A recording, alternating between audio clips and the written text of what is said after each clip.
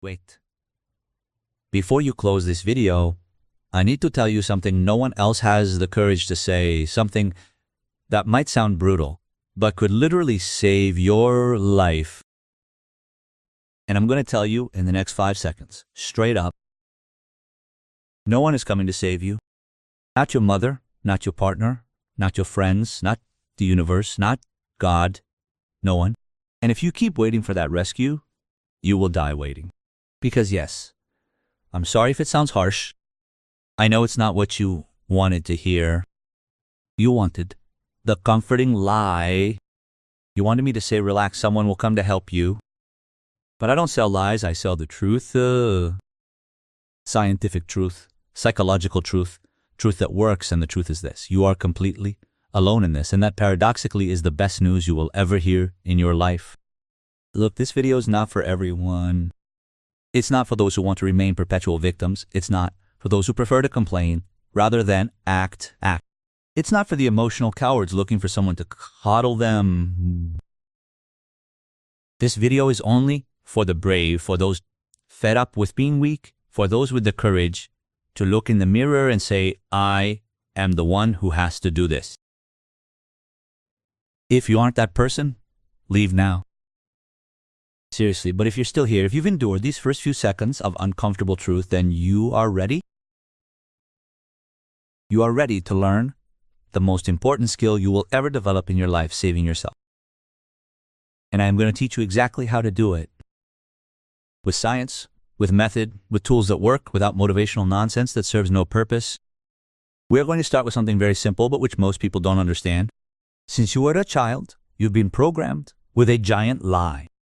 They tell you that you need others to be okay, that love will complete you, that friends will make you happy, that family is everything, that you need emotional support, that you need external validation, that you need to belong, and they repeat it so much, so often, that you internalize it as if it were an absolute truth, as if it were a universal physical law, but it is a lie. It is a monumental lie that society has sold you since you were born. And that lie keeps you weak, it keeps you dependent, it keeps you waiting for someone to come and fix your life. And while you wait, while you put your well-being in the hands of others, your life slips through your fingers year after year, decade after decade, until one day you wake up and realize you wasted your life waiting for a rescue that never came. And you know what the most tragic part of all this is? That the rescue was never going to come. Never. Because no one can save you except you. It is physically impossible, psychologically impossible. It is impossible in every sense possible. Another person can accompany you. Yes, they can support you temporarily. They can encourage you, but save you, pull you out of the real pit, fundamentally change your life, create your genuine well-being that you can only do yourself. Only you and no one else. And now comes the million-dollar question. The question that separates those who are going to transform their lives from those who are going to stay exactly the same. The question is, are you willing to accept that total responsibility, or are you going to keep looking for infinite excuses? Are you going to keep blaming your difficult childhood, your imperfect parents, your exes who hurt you, the unfair society, your unfortunate situation, your bad luck? Because if you are going to keep blaming for you, this video will be of absolutely no use. But if you are willing to say, okay, it's me, everything depends on me, my well-being is my total responsibility, then keep watching, because I am going to give you the exact tools, scientific, proven with thousands of people, so that you can save yourself, so that you can become your own rescuer, your own hero, your own salvation. And you don't need to be special, you just need determination and practice. Look, I have worked with thousands of people in consultation over the years, thousands, literally. People in desperate situations, severe depression that paralyzed them, anxiety that choked them, loneliness that demolished them, losses that devastated them, existential crises that left them adrift. And do you know the difference between those who make it and those who don't? It's not their external situation. It's not their material resources. It's not their social support. It's none of that. The difference lies in one simple thing. Those who make it fully accept that no one is coming to save them. And those who sink keep waiting for that magical rescue that never arrives. They keep thinking, when I find the right person, I will be fine. When I have more friends, I will be happy. When my family understands me, I will feel complete. When someone finally values me, I will be able to function. And while they wait for that passively, they sink deeper and deeper. Those who save themselves say something completely different. They say, I am going to be fine now with what I have, with who I am, in this exact situation. And if outside support comes, great, it's welcome.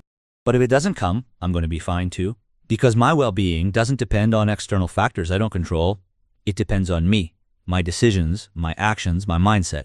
My mindset. That difference in mindset, that fundamental change of perspective changes absolutely everything. And here is the scientific part that proves this incontrovertibly. There is something in psychology called locus of control. It is basically where you believe the control of your life lies. If you have an external locus of control, you believe your life depends on external factors, luck, other people, the circumstances. You don't control you. If you have an internal locus of control, you believe your life depends on you, your conscious decisions, your deliberate actions, your chosen mindset. And you know what all scientific studies show? Every one of them, without exception, shows the same thing. People with an internal locus of control are significantly happier, more successful, mentally healthier, more resilient to adversity, less anxious, less depressed, and more satisfied with their lives. The scientific evidence is overwhelming. It's not personal opinion. It's not cheap philosophy. It's pure, hard science backed by decades of research. Your well-being depends directly on how much responsibility you take for your own life.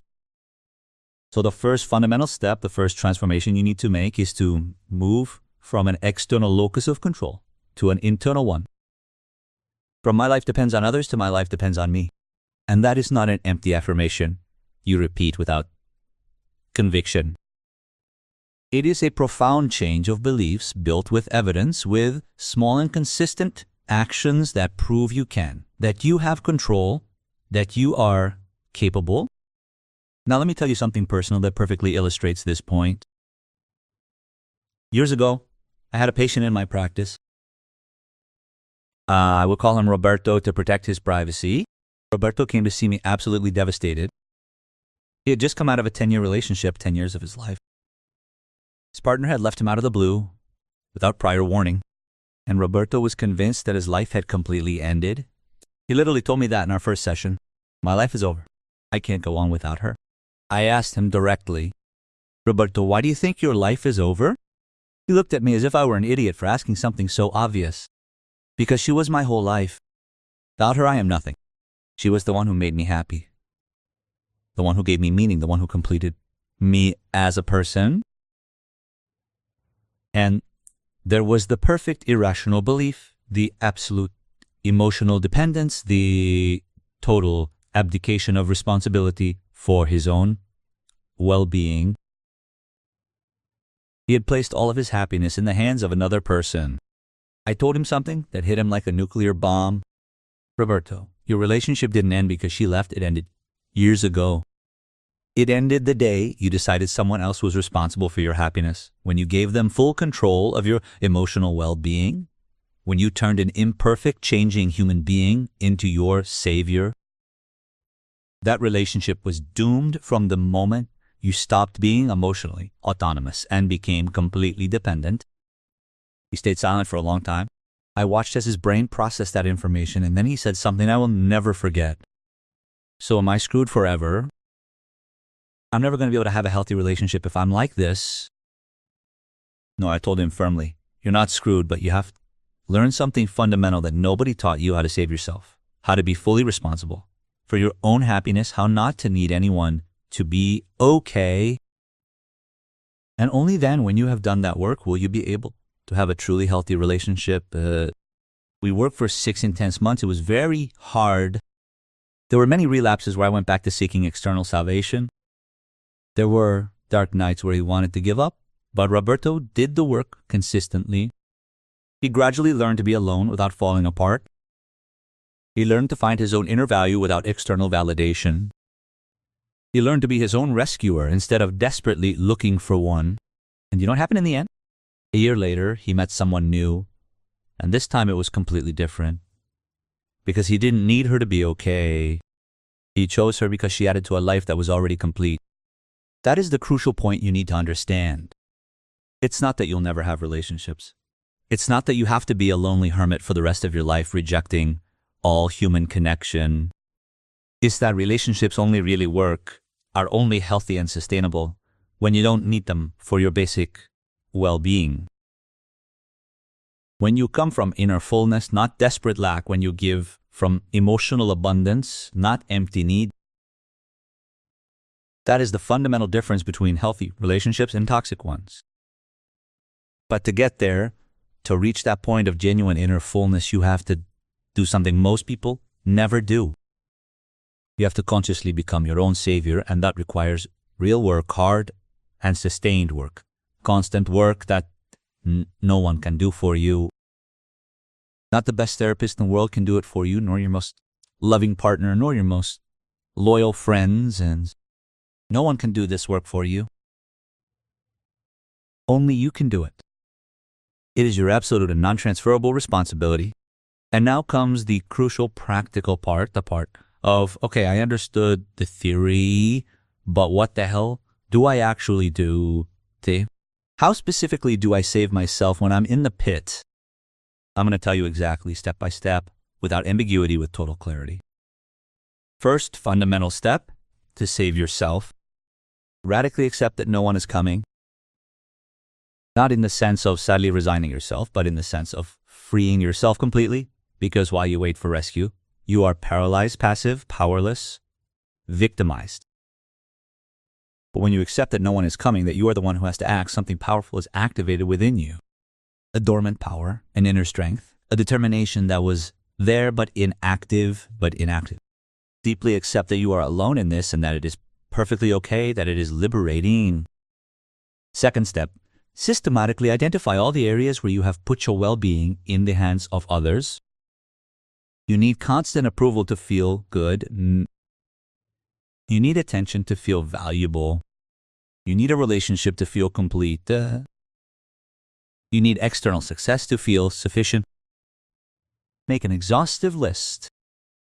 Write down every specific area where you have abdicated responsibility, where you have implicitly or explicitly said, I need X to happen to be okay.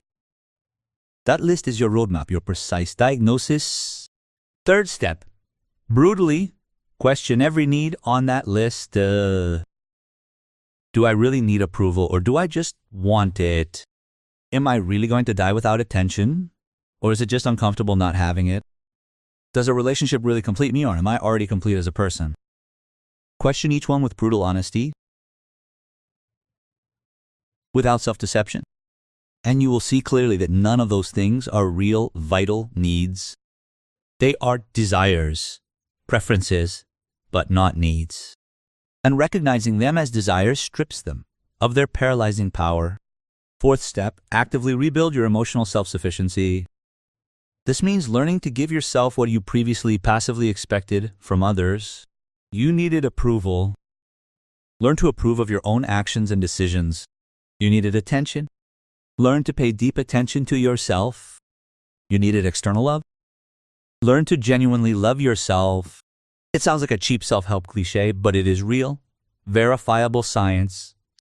Self-compassion, self-acceptance, and self-care are direct and measurable predictors of psychological well-being. They are rigorously studied, they work. Crucial fifth step, act even if you don't feel like it. This is absolutely critical. Most people wait to feel good in order to act. When I have motivation, I will exercise. When I feel better, I will socialize. When I am ready, I will start my project. Fundamental error. It works exactly the opposite. You act first, even if you don't feel like it, and then, as a result of the action, you feel better. Action precedes motivation, not the other way around. So act even if it's hard, even if it hurts, even if you don't have a shred of desire. Act anyway. And sixth step, repeat all of this daily without excuses.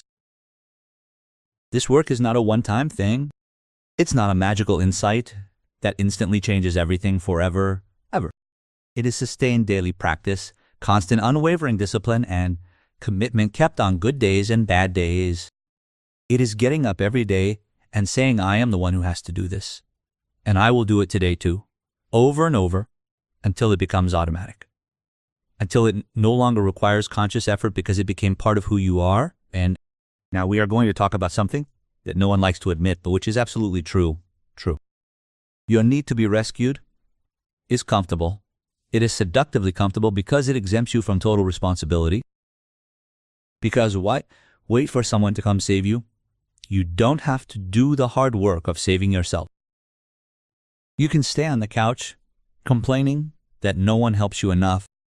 You can continue to be the perpetual victim, and being a victim is comfortable on a certain twisted level. Because as a victim, you have infinite and inexhaustible excuses. I can't be okay because no one loves me. I can't be happy because I had a difficult childhood. I can't change because I don't have enough support. I can't improve because the situation is very difficult. Excuses, endless excuses. And every excuse is one more brick in the mental prison that you yourself meticulously build. A prison where you keep waiting for someone to bring the magic key, but no one has that key, only you have it. You have always had it in your pocket. And when you accept that completely, when you accept that the key is in your pocket and has always been there, something changes radically in you. You can no longer comfortably blame anyone. You can no longer use convenient excuses. You can no longer be the passive victim. You have to be the active hero of your own story. And yes, that is dizzying initially. That is scary because it means that if you fail, it is your responsibility. If you don't change, it is your decision. If you continue to suffer unnecessarily, it is your choice. And that absolute responsibility is terrifying to most people. But it is also incredibly liberating when you embrace it completely, because it means you have all the power, all the real control. You are not at the mercy of unpredictable circumstances. You are not waiting for others to change miraculously, and you are not depending on external factors beyond your control. You have the power, and when you internalize that deeply, when you feel it in your bones, you become virtually unstoppable. Let me give you a very concrete example of what this looks like in daily practice. Imagine you are going through a severe crisis, a painful breakup, a significant loss, a devastating disappointment, whatever it may be. The version of you that waits to be rescued says, I urgently need someone to comfort me. I need someone to tell me everything will be okay. I need massive external support, or I won't be able to get through this. And so you remain completely paralyzed, waiting for that comfort. And if it doesn't arrive quickly, you sink deeper and deeper. The version of you that is your own savior says something radically different. This hurts intensely. It is very difficult, but I can handle it myself. Am I going to allow myself to feel the pain without cowardly running away from it? I am going to take care of myself as I would take care of my best friend in this situation. I am going to take concrete and specific actions to process this effectively, and I will come out of this stronger precisely because I am doing it myself. Do you see the massive difference? One version is passive, waiting. The other is active, doing. And the surprising part is that both versions will experience the same inevitable pain. Pain is a part of life. It is inevitable when you lose something or someone important, but additional suffering is optional. It is your reaction to the pain, your catastrophic interpretation, your dysfunctional handling, and that is completely under your control. You can choose to suffer passively, waiting for a rescue that may never come, or you can choose to process it actively, being your own effective rescuer. Now I want to address a common objection that is surely on your mind. But Rafael, asking for help isn't wrong. We are not isolated islands. We need social support to function.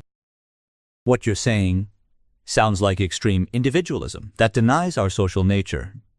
And you are partially right. not about the suffering itself, but about your conscious, active, and strategic response to it. So do not seek unnecessary suffering. Do not romanticize pain as if it were a virtue. But when it arrives inevitably because it will use it strategically, extract absolutely all the value you can from it. Learn deeply, grow consistently, transform consciously, and turn it into powerful fuel for your strength rather than destructive poison for your soul. That conscious choice, that strategic response, is what differentiates destructive suffering from constructive suffering. Now, let me give you some very specific tools for moments of acute crisis, because all of this sounds good in abstract theory, but what do you do? Specifically, when you're in the middle of a crisis, when you feel like you can't take anymore, when the urge to seek desperate rescue is absolutely overwhelming, I'll give you 5 emergency techniques you can use immediately right now. Emergency technique 1, physical anchor.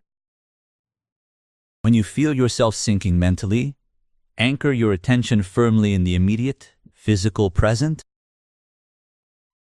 Name out loud 5 things you see now. 4 you touch, 3 you hear, 2 you smell, 1 you taste. This simple sensory exercise violently pulls you out of the destructive mental spiral and brings you back to the concrete present, to the here and now, where you really are, okay? Where there is no immediate real danger. Technique 2, constructive internal dialogue, but not with just anyone seeking desperate rescue. Speak firmly to yourself as you would speak to your best friend in a similar crisis, out loud, if necessary and possible. I know perfectly well that this is very hard. I know it hurts intensely, but you can handle it. You have done it successfully before. You are going to be okay, eventually. I am here with you every step of the way. That compassionate, yet firm, internal dialogue is extraordinarily powerful and effective. Technique 3, physical movement. The body and mind are deeply connected. When you are in a severe mental crisis, move your body intensely. Go for a fast walk. Do vigorous exercise. Dance energetically. Clean something actively. Intense physical movement changes your emotional state directly. It's not magic. It's not a placebo. It's pure neurochemistry. Exercise produces endorphins that improve your mood. Use it strategically. Technique 4, expressive writing. Grab physical paper and a pencil. Write absolutely everything you feel without any censorship. All the mental chaos, all the emotional pain, all the paralyzing fear. Write it down without a filter, not to send to anyone, not to publish, just to get it violently out of your head and onto external paper. That simple process of externalization dramatically reduces emotional intensity. It is scientifically proven with rigorous studies. And technique 5, conscious breathing. It seems obvious, but almost no one does it correctly under pressure. Breathe deeply and deliberately. 5 seconds inhaling through your nose. 5 seconds holding it, 7 seconds exhaling through your mouth. Repeat this cycle 10 full times. This specific breathing automatically activates your parasympathetic nervous system. It calms you physiologically. It's not a psychological placebo. It's provable, pure biology. It works if you do it correctly. These 5 techniques are your complete emergency kit, your portable emotional first aid for when you feel yourself sinking uncontrollably, when the urge to seek rescue is absolutely overwhelming. Use one or all simultaneously. They will stabilize you enough to think with minimal clarity, to make decisions from emerging strength instead of paralyzing desperation, so you can be your own effective savior instead of desperately seeking one. And now we are going to talk about something controversial that generates resistance. And sometimes saving yourself means walking away for good from people, toxic people who actively keep you in the comfortable role of a victim, people who benefit directly from your weakness, people who systematically sabotage your growth. And yes, sometimes those people are close family, long-time friends, long-term partners, and walking away hurts. It hurts terribly, but here is the brutal, undeniable truth. You cannot effectively save yourself while being constantly surrounded by people who are actively sinking you. It is like trying to swim to the surface while someone is holding firmly to your ankle and pulling you down. No matter how heroically you try, you are not going anywhere. You have to break free from the ankle grabber. You have to walk away from those who systematically sink you. And that means saying a painful goodbye to some people, and society will judge you harshly for that. They will call you a ruthless egoist. They will tell you family always comes first. They will tell you true friends are unconditionally there during the bad times. They will tell you 1,000 things designed to make you feel guilty. But it is not destructive selfishness to prioritize your mental health. It is basic survival, necessary self-preservation, and fundamental self-respect. And if someone does not understand or respect that, they are likely someone who is comfortably benefiting from your weakness. So yes, prepare yourself mentally to let go, to say a final goodbye, to painfully close chapters, to firmly walk away from people you love but who objectively are not good for you. It is an inevitable part of the process of saving yourself. It is painful, but absolutely necessary. It is hard, but completely vital. And on the other side of that pain, there is real freedom. There is room to genuinely grow. There is the possibility of filling your life with people who authentically support your strength instead of parasitically benefiting from your weakness. Now, let me tell you about the concrete and tangible benefits of becoming your own savior. Because it is not just that you stop suffering passively, it is that you begin to thrive actively and your life improves in ways you cannot even fully imagine. Now, I am going to list some specific changes you will experience when you do this work seriously. 1. Your self-esteem rises steadily. Not a false, inflated self-esteem based on fluctuating external validation. A real, solid self-esteem based on repeatedly demonstrated competence because you have proven conclusively that you can save yourself, that you can effectively get out of crises, that you are genuinely strong, and that accumulated internal evidence is immovable. No one can ever take it away from you. It is yours permanently. 2, your relationships improve dramatically in quality because you are no longer coming from desperate need. You are coming from generous fullness. You no longer tolerate mistreatment because it's better than nothing. You have clear standards. You have firm boundaries. You have unwavering self-respect, and you naturally attract people who respect those healthy boundaries because like attracts like, strength attracts strength, health attracts health.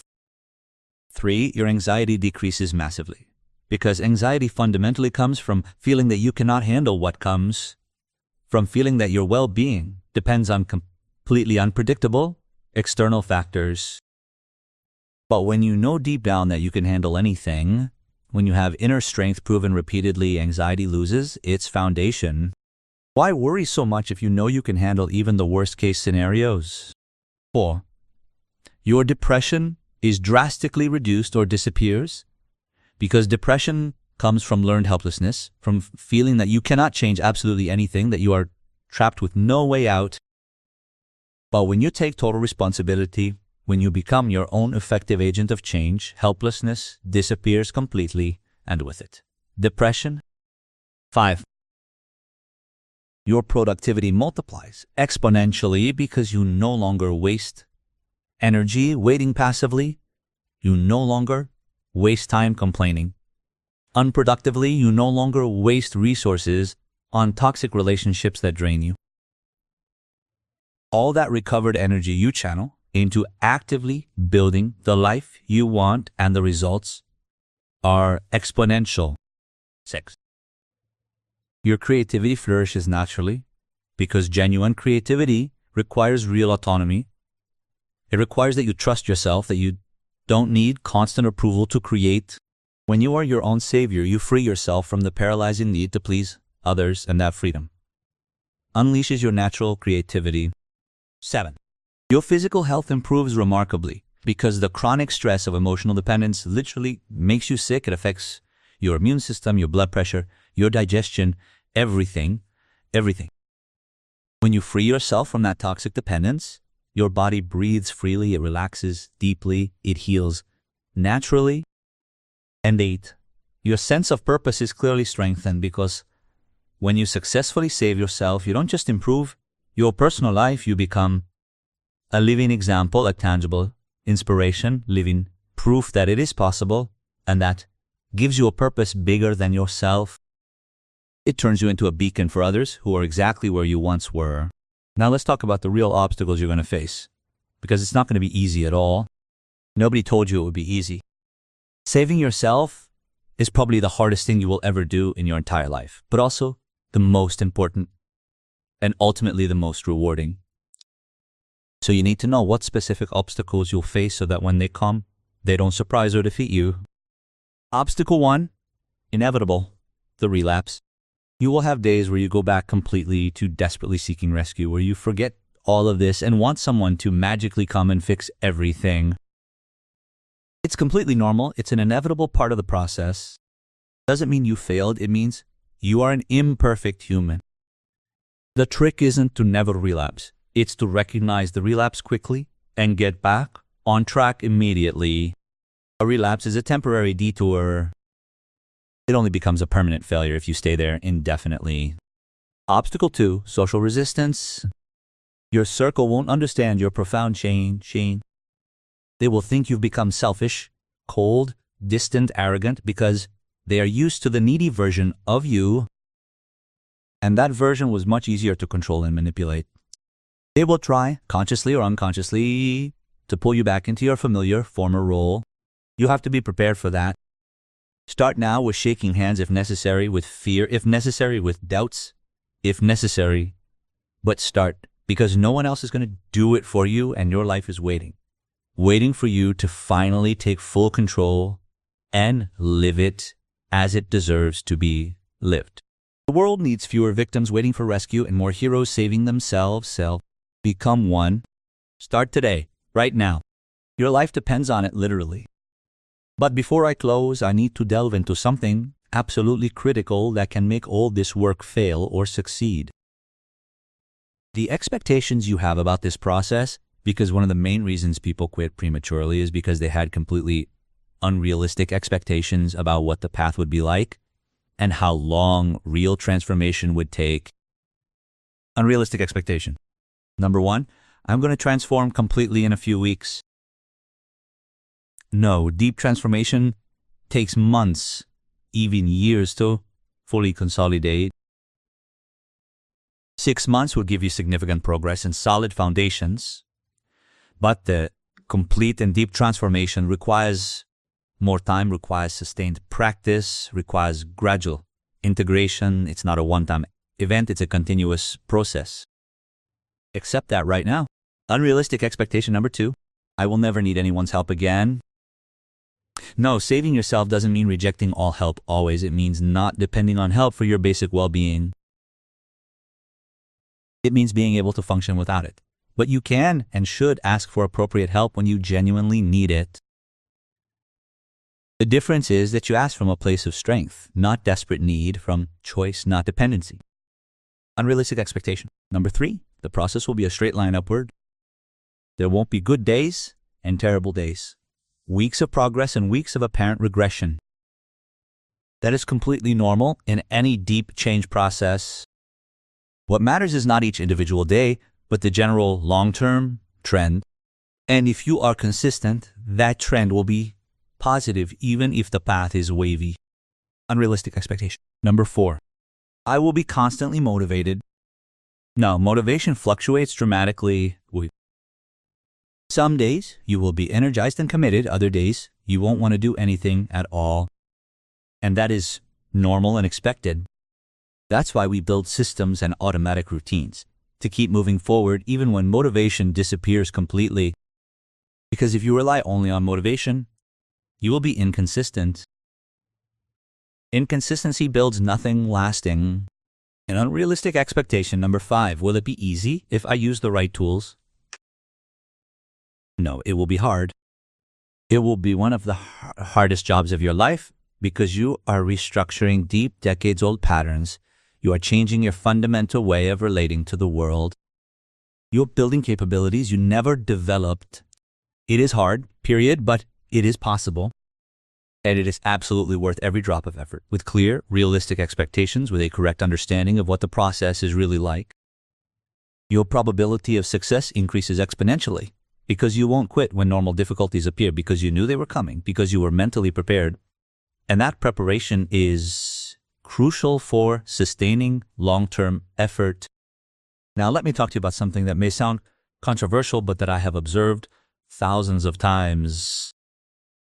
The difference between saving yourself and destructively isolating yourself, because they are not the same at all, and confusing them can be catastrophic.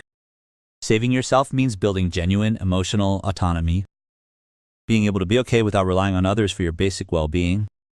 Destructively isolating yourself means building impenetrable walls out of fear or unprocessed trauma. When you save yourself healthily, you don't reject human connection. You don't become a hermit who flees from every relationship. You simply stop desperately needing those relationships. You can enjoy them without relying on them for your stability. You can connect deeply without losing your center. You can love without dissolving into the other. That is healthy autonomy. Destructive isolation is different. It is when you build walls because you are afraid of being hurt again. It is when you reject all vulnerability as an exaggerated form of self-protection. When you convince yourself that you don't need anyone, when in reality you are terrified of needing someone and being rejected. It is avoidance disguised as strength. It is weakness disguised as autonomy, and it is deeply dysfunctional. So while you do this work of saving yourself, constantly check, am I building healthy autonomy or am I isolating out of fear? Am I choosing connections consciously or am I avoiding them defensively? Am I genuinely okay on my own? Or am I pretending to be okay because I'm afraid to admit I need some human connection? That brutal honesty with yourself is crucial and the clear sign to distinguish. Ask yourself if you could connect deeply with someone if you wanted to. If the answer is yes, I could. I am simply choosing not to right now. Are you in healthy autonomy? If the answer is no, I'm too afraid. I prefer to be alone because it's safer. You are in defensive isolation, and that requires different work, likely with a professional therapist. Now let's get to something deep that completely changes the game. The concept of identity as a person who saves themselves versus identity as a person who needs to be saved. Because the way you identify internally the story you tell yourself about who you are enormously determines your behavior and your life experience. If your identity is, I am a weak person who needs rescue, you will act from that identity constantly. You will collapse in the face of difficulties because that's what people like me do. You will look for rescuers because I need it. You will avoid responsibility because I can't handle it alone. Your identity dictates your behavior.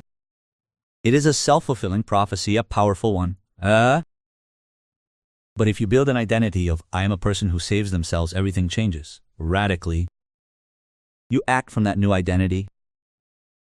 You stand firm in the face of difficulties because that's what people like me do. You take full responsibility because I can handle it. You seek solutions actively because I am my own rescuer. Your new identity empowers you automatically, and identity is not built with empty, repeated affirmations without conviction. You aren't going to convince yourself by repeating, I am strong, without any real evidence.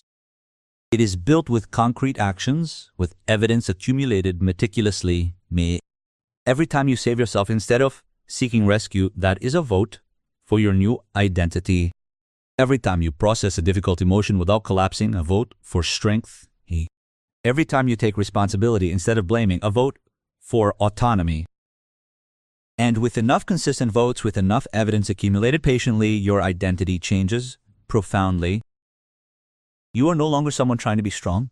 You are someone strong. You are no longer someone seeking to be saved. You're someone who saves themselves. It is who you fundamentally are. It is your integrated identity. And from that transformed identity, acts of strength become natural, automatic, because it's simply what you do. It's who you are. So start accumulating evidence consciously from today. Keep meticulous records. Write down every time you act from strength instead of weakness. Today I saved myself in this situation. Today I took responsibility here. Today I didn't collapse before this. Each entry is valuable evidence. It's a vote for your new identity. It's building who you are becoming. And with time, with absolute consistency, that identity solidifies, becomes real, becomes you. Now let's talk about something that almost nobody mentioned. The crucial role of the physical body in saving yourself emotionally. Because we aren't just floating minds, we are fully integrated organisms. Body and mind are deeply interconnected, and you cannot have sustainable emotional strength in a systematically neglected or damaged body.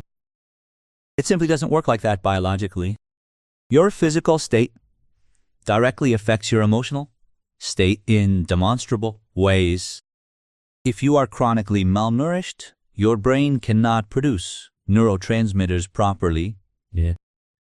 If you don't sleep enough or, well, your emotional regulation deteriorates drastically. If you are completely sedentary, your nervous system is deregulated. If you are constantly dehydrated, your cognition deteriorates significantly. Everything is intimately connected. You cannot artificially separate it from the body.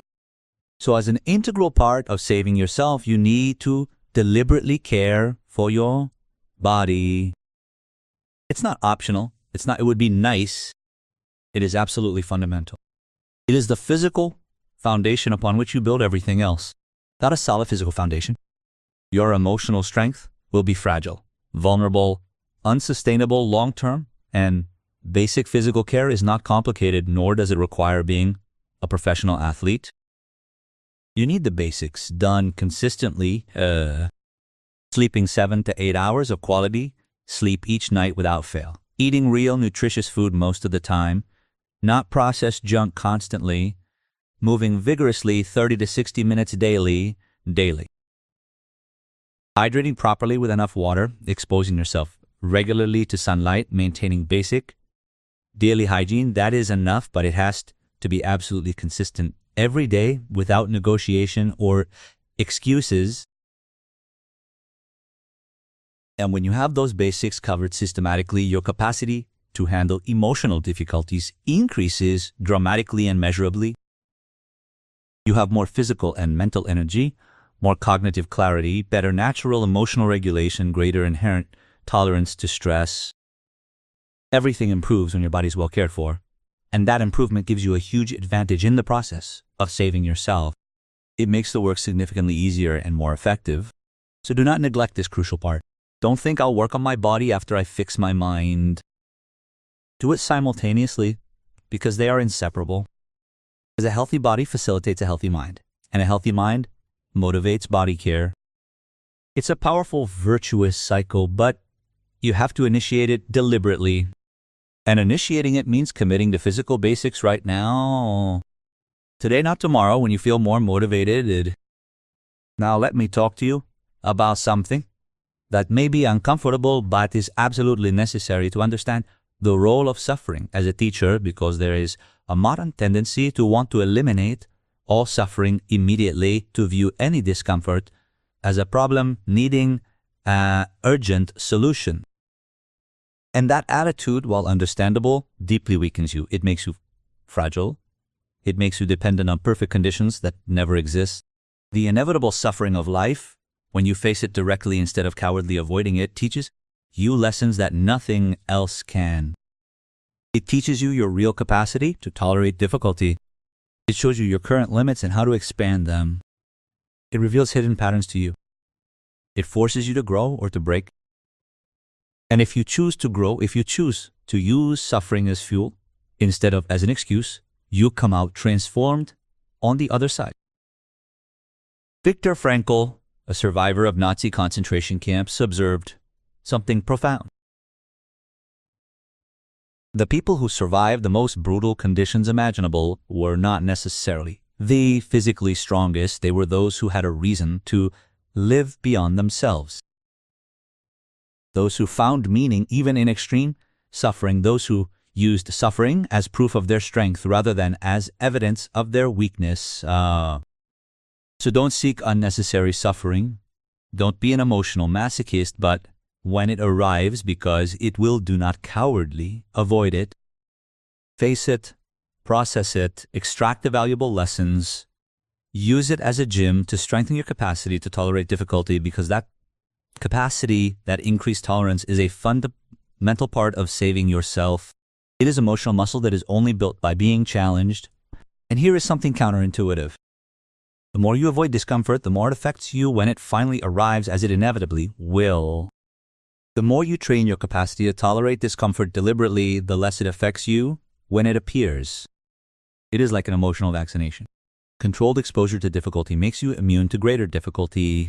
Avoidance makes you vulnerable to even the slightest difficulty.